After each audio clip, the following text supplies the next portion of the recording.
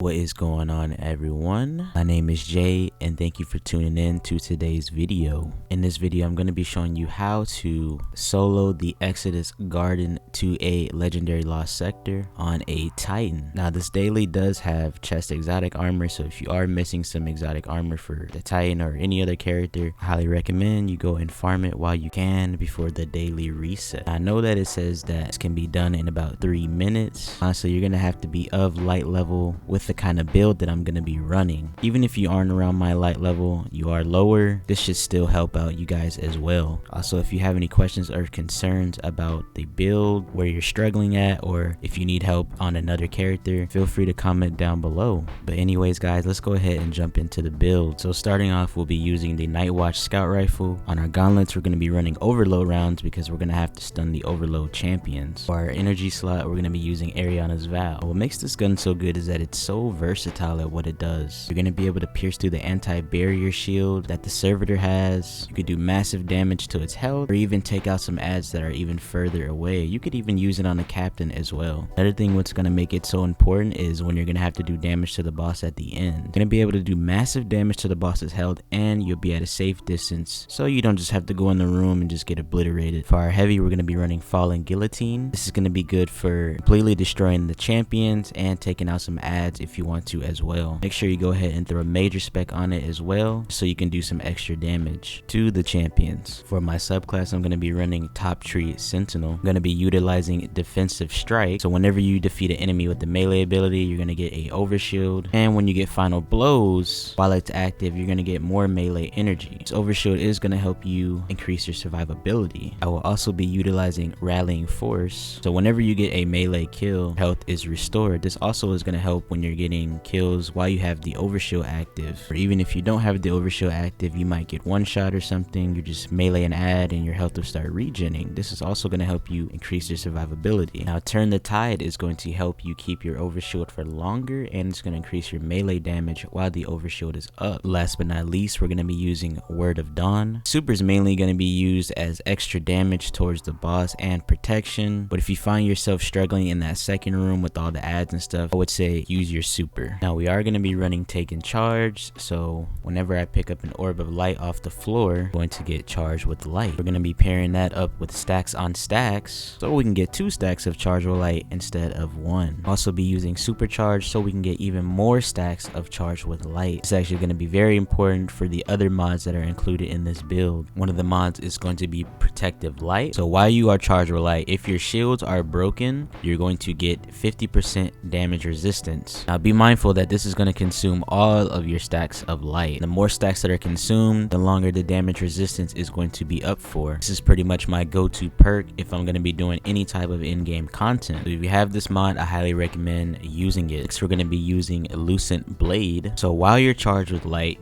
dealing damage with the sword gives you bonus damage for 5 seconds, consuming 1 stack of charge with light. Now, this damage buff gives you 35% to your sword. It's very strong. And on top of that, as long as your shields don't get broken and you get them consumed by the other mod, Protective Light, you're gonna have that damage buff in your pocket. On top of that, you get a increase to your charge rate for your sword. Not bad either. For my other mods, I'm gonna be using things like Recuperation, just so when I pick up orbs of light, I get health regen. Arc Resistance, because there's a lot of arc damage inside of this lost sector. Bolstering Detonation, just so I get more class ability energy whenever I damage a combatant with a grenade. And I'll be using Surge Eater 2, just so I get guaranteed grenades back whenever I stun a overload captain. Now I am going to be using Saiten's Ramparts, just so I can shoot through my shield, take less damage from enemies. Hope you guys are going to enjoy this build, and I hope you enjoyed the video as well. Like I said earlier, if you have any questions or concerns about the build or anything, feel free to ask down below in the comment section. If you're new here, make sure to sub and hit the post notification so you'll be notified whenever I drop a new video. Don't forget to drop a like because it helps me out a lot as well. As always, I hope you guys have a good day, enjoy the gameplay, and I'll see you guys in the next one. I'm Jay,